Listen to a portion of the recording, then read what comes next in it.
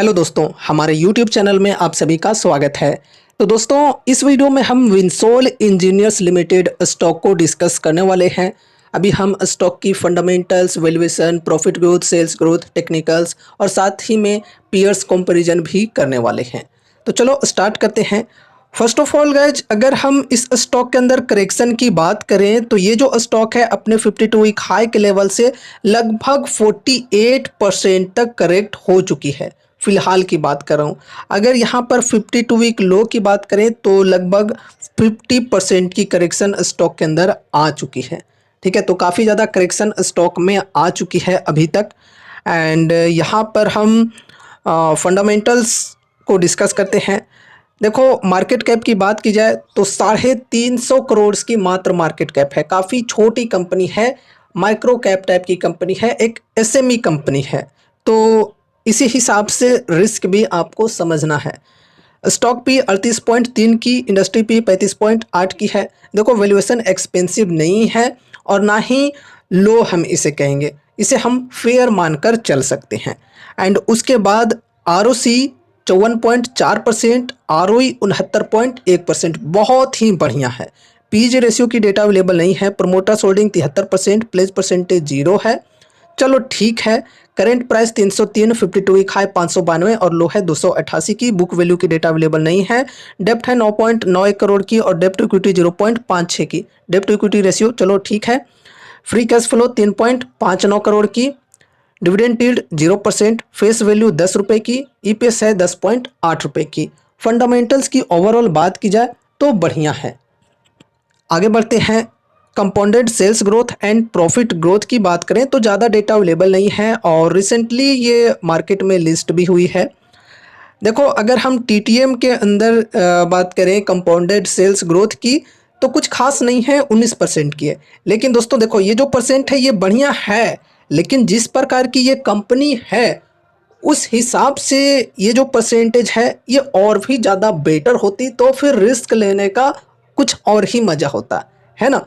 At least यहाँ पर 25 से 30% की सेल्स ग्रोथ अगर होती तो और भी बढ़िया बात होती। लेकिन दोस्तों, ऐसा नहीं है कि सिर्फ टीटीएम की डेटा को देखकर ही किसी स्टॉक को जज किया जाता है, बिल्कुल नहीं। और ओवरऑल ये परसेंटेज भी ठीक है, लेकिन इससे और भी बेटर होती तो फिर बहुत ही अच्छी बात हो सकती थी। ठीक है, अब यहाँ पर देखो, अगर हम कंपाउंडेड प्रॉफिट ग्रोथ की बात करें तो यहाँ पर बहुत ही बेहतरीन है, 76% की है। ठीक है, टीटीएम में। एंड उसके बाद स्टॉक प्राइस सीएजीआर की डेटा अवेलेबल नहीं है। फिर return on equity 69% last year में, बहुत ही बढ़िया है। ठीक है, तो ओवरऑल फंडामेंटल्स की बात करें, सेल्स एंड प्रॉफिट की बात करें तो चलो बढ़िया है। अब यहाँ पर हम इनके पीयर्स के साथ कंपैरिजन करेंगे। तो देखो, ये जो स्टॉक है इसका सेक्टर है कौन सा? इंफ्रास्ट्रक्चर डेवलपर्स एंड ऑपरेटर्स का। इंडस्ट्री है इंजीनियरिंग टर्न की सर्विसेज की। ठीक है, ये जो कंपनी है ये solar and wind power generation के अंदर ईपीसी यानी कि इंजीनियरिंग प्रोक्योरमेंट एंड कंस्ट्रक्शन का काम करती है। अब देखो, इस कंपनी की सेक्टर एंड इंडस्ट्री से बिलोंग करने वाली जो भी कंपनीज हैं इनके साथ हम कंपैरिजन करेंगे। तो देखो, फर्स्ट ऑफ ऑल यहाँ पर है एल&टी, जो कि इंफ्रास्ट्रक्चर में सबसे बड़ी कंपनी है। एंड उसके बाद देखो कुछ और भी कंपनीज हैं जो कि इससे कम मार्केट कैप वाली कंपनीज हैं जो कि इसी सेक्टर से बिलोंग करती है। लाइक यहाँ पर देखो, Techno Electrics and Engineering, Sterling and Wilson, Reliance Infra, Engineers India, ISGEC, Power Mech Projects and उसके बाद विंसोल, जिसे हम डिस्कस कर रहे हैं। First of all market cap से कंपेयर करना चाहेंगे तो देखो, जैसा कि हमने बोला कि इंफ्रा सेक्टर में सबसे बड़ी कंपनी है एल&टी, 4,78,532 करोड़ की मार्केट कैप है। ठीक है, तो मार्केट कैप के अकॉर्डिंग अगर हम बात करें तो सबसे छोटी कंपनी है इतने में से। ठीक है, टोटल 8 कंपनी की लिस्ट है यहाँ पर, तो 8 में से सबसे छोटी कंपनी है विंसोल यहाँ पर मार्केट कैप के अकॉर्डिंग। एंड उसके बाद यहाँ पर हम पी रेशियो को डिस्कस करते हैं। ठीक है, तो पी रेशियो यहाँ पर सबसे बड़ी कंपनी की बात करें तो 35.98 की है, लगभग 36 के मानकर चल सकते हैं। एंड उसके बाद यहाँ पर इंजीनियर्स इंडिया 28 की है, सबसे कम यहाँ भर में इसी की है, लेकिन बहुत ही कम नहीं है, सिर्फ थोड़ा सा ही फ़र्क है। एंड यहाँ पर देख सकते हो ISGEC की 38 की पी है।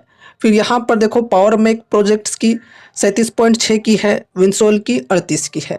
तो अगर हम यहाँ पर पीयर्स में कंपेयर करें पी रेशियो के साथ, तो चलो ठीक है, पी रेशियो पीयर्स के समान ही है, ठीक है। यहाँ पर एक्सेप्शन ये है कि ये जो Techno Electrics and Engineering share है, इसकी पी रेशियो काफ़ी ज़्यादा है यहाँ भर में, ठीक है, लगभग 68 की पी है, सबसे हाई वैल्यूएशन पर यही है यहाँ भर में। एंड उसके बाद यहाँ पर अब हम ROE को कंपेयर करते हैं, ठीक है, ROE की परसेंटेज। तो L&T की बात करें तो लगभग 14.5%, टेक्नो 13%, फिर यहाँ पर स्टर्लिंग एंड विल्सन और रिलायंस इंफ्रा, इन दोनों को डिस्कस नहीं करेंगे, इन दोनों को पहले ही रिमूव कर दे रहे हैं क्योंकि यहाँ पर दोनों माइनस में है, ठीक है। अब देखो यहाँ पर इंजीनियर्स इंडिया की बात करें तो 20.8, चलो बढ़िया है। ISGEC 9.98, लगभग 10, पावर मेक प्रोजेक्ट्स 15.8। लेकिन विंसोल की अगर हम बात करें तो 69 की ROE परसेंटेज है, यहाँ भर में सबसे ज़्यादा है ROE की परसेंटेज, है ना। अब यहाँ पर ROCE की बात करें तो ROCE में भी सबसे ज़्यादा यहाँ भर में विंसोल की ही है, 54.4 की। देख सकते हो L&T 13.4, 16.5, फिर 3.7, 7, 22, 12, 23, इस प्रकार से है। लेकिन सबसे बेहतरीन विंसोल की यहाँ पर है ROCE की परसेंटेज। एंड उसके बाद यहाँ पर देखो डिविडेंड यील्ड को कंपेयर करना आई थिंक सही नहीं होगा, क्योंकि जो छोटे कंपनीज होते हैं वो अपने प्रॉफिट्स को जनरली कंपनी को ग्रो करने के लिए इन्वेस्ट करते हैं उसमें, ठीक है। और बड़े कंपनी जो होते हैं वो भी अपने कंपनीज के अंदर ग्रोथ के लिए प्रॉफिट्स को इस्तेमाल करते हैं, लेकिन कुछ पैसे शेयर होल्डर्स के साथ बांटते भी हैं डिविडेंड के तौर पे। तो यहाँ पर इसलिए डिविडेंड को कंपेयर नहीं कर रहे हैं, क्योंकि छोटे छोटे कंपनी जो होते हैं वो जनरली डिविडेंड देना सही नहीं समझते हैं। अगर वो कंपनीज को ग्रो करना चाह रहे हैं तो अच्छी बात है, ग्रो करने के लिए पैसे इन्वेस्ट करना चाहिए। ग्रो कर जाने के बाद यहाँ पर डिविडेंड अगर कम भी परसेंटेज में कंपनी देती है और हमारे पास शेयर्स काफ़ी ज़्यादा है तो ओवरऑल हमें काफ़ी अच्छे खासे डिविडेंड बाद में मिल सकते हैं, ठीक है। अब यहाँ पर आगे है net profits and sales quarterly wise. तो ये जो ग्रोथ की डेटा है नेट प्रॉफिट एंड सेल्स, ये क्वार्टरली बेसिस पे है, ठीक है। लेकिन इस कंपनी की अगर हम बात करें यानी कि विंसोल की, तो ये जो कंपनी है ये क्वार्टरली बेसिस पे अपने रिजल्ट्स पोस्ट नहीं करती है, ये रिजल्ट्स पोस्ट करती है हाफ ईयरली बेसिस पे, यानी कि हर 6 मंथ पे।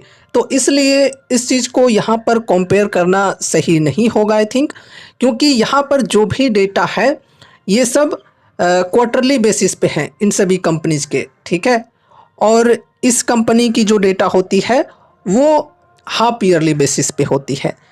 तो ओवरऑल यहाँ पर पीयर्स के साथ कंपेयर करने के बाद विंसोल इंजीनियर से जो कंपनी है ये काफ़ी बेहतरीन लग रही है। मार्केट कैप के अकॉर्डिंग फर्स्ट ऑफ ऑल अगर हम बात करें तो मार्केट कैप काफ़ी कम है कंपनी की, यानी कि ग्रोथ की अपॉर्चुनिटीज़ काफ़ी ज़्यादा है, ठीक है। ये जो कंपनीज हैं बड़े बड़े, इनमें भी ग्रोथ आएगी आगे चलकर, लेकिन ग्रोथ छोटी कंपनीज में जिस प्रकार की होती है उस प्रकार की ग्रोथ बड़ी कंपनीज के अंदर नहीं होती है। ग्रोथ में थोड़ी स्लो डाउन हो जाती है कंपनीज के बड़े हो जाने के बाद, ठीक है। तो ग्रोथ की अपॉर्चुनिटीज़ यहाँ पर काफ़ी ज़्यादा है, लेकिन उस हिसाब से रिस्क भी यहाँ पर काफ़ी ज़्यादा है। बाकी यहाँ पर वैल्यूएशन की बात करें तो पीयर्स के इक्वल ही है लगभग। फिर ROE ROCE की बात करें तो पीयर्स के मुकाबले में काफ़ी बेटर है कंपनी का, ठीक है। तो क्या यहाँ पर इन्वेस्ट कर देना चाहिए? जी नहीं, एक चीज़ और समझना है इन्वेस्ट करने से पहले।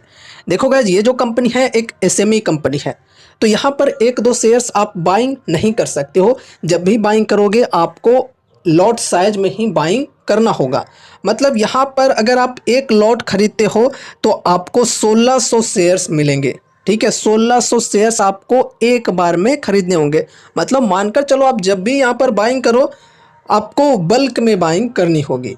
और यहाँ पर हम अभी के प्राइस के अकॉर्डिंग अगर हम शेयर्स के वैल्यू की बात करें तो लगभग हो जाती है 4,84,800 रुपये की। मानकर चलो 5 लाख रुपए आपको लगाने होंगे एक बार में अभी के प्राइस के अकॉर्डिंग। तो अब आप लोग सोचो कि क्या आप इतनी बड़ी अमाउंट की रिस्क लेने को यहाँ पर तैयार हो?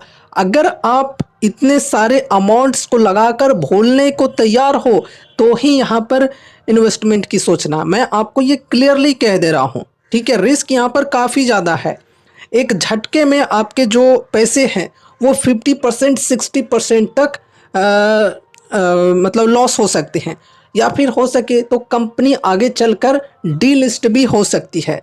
अगर कंपनी सही तरीके से अपनी सेल्स एंड प्रॉफिट्स को नहीं बढ़ा पाई तो कंपनी डूब भी सकती है, ये समझकर चलना है। ठीक है, रिस्क काफ़ी ज़्यादा होती है मार्केट में। अगर इस प्रकार की 100 कंपनीज हैं, एग्जांपल के लिए मैं बताकर चल रहा हूँ, तो 100 कंपनीज में से 5 ही कंपनीज मानकर चलो ऐसे होते हैं जो कि बढ़िया तरीके से लॉन्ग टर्म के लिए सरवाइव कर पाते हैं। ये जो कंपनीज हैं ये एसएमई से एक स्मॉल कैप कंपनीज बनते हैं, मिड कैप लार्ज कैप तक पहुंच पाते हैं। 100 में से सिर्फ 5 कंपनीज ही, ऐसा आपको मानकर चलना है। बाकी जो कंपनीज होते हैं वो या तो डिलिस्ट हो जाते हैं या फिर अगर मार्केट में लिस्टेड भी होते हैं तो इनका कुछ अता पता नहीं रहता है, अंडर परफॉर्म करते रहती है स्टॉक। तो इस प्रकार की चीज़ें होती हैं, रिस्क काफ़ी ज़्यादा होता है इन कंपनीज के अंदर। ठीक है, एंड देखो यहाँ पर अगर आप 5 लाख रुपए लगाने की सोच रहे हो तो आप लगा सकते हो अगर आपके पोर्टफोलियो में ऑलरेडी काफ़ी सारे बेहतरीन fundamentally strong large cap mid cap type के स्टॉक्स हैं और अच्छे खासे वेटेज के साथ हैं, लेकिन आप यहाँ पर 5 लाख का अमाउंट का रिस्क लेने जा रहे हो। आपकी सोच ये है कि ये अमाउंट चला भी जाए तो मुझे कोई फ़र्क नहीं पड़ेगा, तो ही यहाँ पर सोचना इन्वेस्टमेंट की। ठीक है, देखो यार मेरी बातों से आपको लग रहा होगा कि यार ये बंदा तो काफ़ी ज़्यादा डरा रहा है। देखो मैं आपको डरा नहीं रहा हूँ, मैं आपको हकीकत बता रहा हूँ।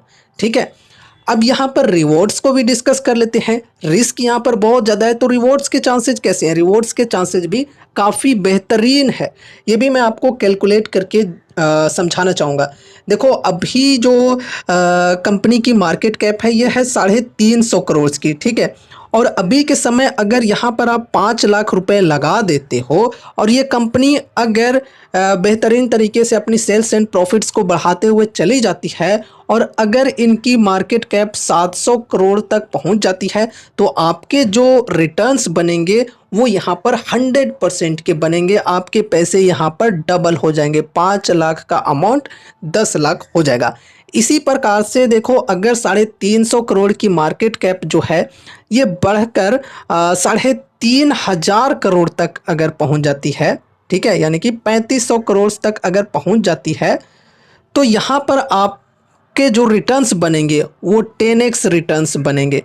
5 लाख का अमाउंट 50 लाख हो जाएगा। ठीक है, इस प्रकार से रिटर्न्स बन सकते हैं। चलो करोड़ तक भी पहुंचा देता हूं। अगर 350 करोड़ की मार्केट कैप बढ़कर 7,000 करोड़ तक हो जाती है, यानी कि 20 गुना बढ़ जाती है, तो रिटर्न्स भी आपके यहाँ पर 20 गुना बन सकते हैं। 5 लाख का अमाउंट 1 करोड़ बन सकता है। लेकिन मार्केट कैप कितनी हुई है कंपनी की बढ़कर? सिर्फ 7,000 करोड़। अभी भी ये जो कंपनी है ये स्मॉल कैप ही है, काफ़ी छोटी कंपनी है, लेकिन रिटर्न्स यहाँ पर आपको कितने बेहतरीन बन गए हैं ये ज़रा सोचो। 20x के रिटर्न्स बन गए हैं, 5 लाख का अमाउंट 1 करोड़ बन गया है। तो इस प्रकार से यहाँ पर रिवॉर्ड्स मिलने के चांसेज होते हैं इन कंपनीज के अंदर। ठीक है, तो रिस्क एंड रिवॉर्ड आपको मैंने समझा दिए हैं। आई थिंक अब आप लोग समझ चुके होंगे। अब ये आपकी पर्सनल चॉइस है कि आपको कैसा लग रहा है यहाँ पर इन्वेस्टमेंट करना, ठीक है? क्योंकि यहाँ पर आप सभी को कोई भी कॉल टिप या रिकमेंडेशंस नहीं दी जाती है कि ये स्टॉक बाय कर लो या फिर सेल कर दो। यहाँ पर जो भी चीज़ें डिस्कस की जाती हैं वो सिर्फ और सिर्फ एजुकेशनल पर्पज से की जाती है। बाकी आगे कुछ भी इंटरेस्ट अगर लगता है तो आपको खुद की स्टडी, खुद की एनालिसिस करनी होती है, या फिर अगर आपके फाइनेंशियल एडवाइजर्स हैं तो उनसे एक बार कंसल्ट जरूर से करना है कोई भी डिसीजंस लेने से पहले, ठीक है? अब दोस्तों देखो, ये जो स्टॉक है ये 48% तक करेक्ट हो चुकी है, और देखो अभी इनके रिजल्ट्स नहीं आए हैं H1 के। अगर H1 के रिजल्ट्स वीक आते हैं तो स्टॉक के अंदर और भी ज़्यादा गिरावट आ सकती है, लेकिन अगर रिजल्ट्स स्ट्रॉन्ग आती है तो फिर स्टॉक के अंदर तेज़ी भी आ सकती है। तो रिजल्ट्स का आप चाहो तो थोड़ा सा वेट कर सकते हो। अगर आप पेशेंस के साथ चलना चाहते हो, इंडिकेशन के साथ चलना चाहते हो, तो आप रिजल्ट्स का वेट कर सकते हो। रिजल्ट्स अगर वीक आती है तो स्टॉक के अंदर और भी गिरावट आ सकती है, फिर आपको और भी डिस्काउंट के साथ स्टॉक मिल सकता है, और कम पैसे लगाने पड़ेंगे तो फिर रिस्क भी आपका थोड़ा मैनेज होगा। डिस्काउंट के साथ जितना बाइंग करो उतना बढ़िया है। अभी भी ओवरऑल डिस्काउंट बढ़िया है, लेकिन अगर रिजल्ट्स वीक आ जाती है तो फिर और भी ज़्यादा करेक्शन स्टॉक के अंदर आ जाती है। लेकिन अगर रिजल्ट्स स्ट्रॉन्ग आती है, बढ़िया आती है, तो फिर आप तुरंत से यहाँ पर बाइंग की सोचना चाहो तो सोच सकते हो, ठीक है? अगर आपको कंपनी पसंद है और रिस्क लेने को अगर आप तैयार हो तो दोस्तों ये रही हमारी आज की वीडियो विंसोल इंजीनियर्स लिमिटेड स्टॉक से रिलेटेड। उम्मीद है कि इस वीडियो के माध्यम से आपको कुछ यूजफुल इन्फॉर्मेशंस मिले होंगे। तो वीडियो को लाइक करके चैनल को सब्सक्राइब कर देना, और मिलते हैं अगले नए वीडियोज के साथ। तब तक के लिए बाय बाय।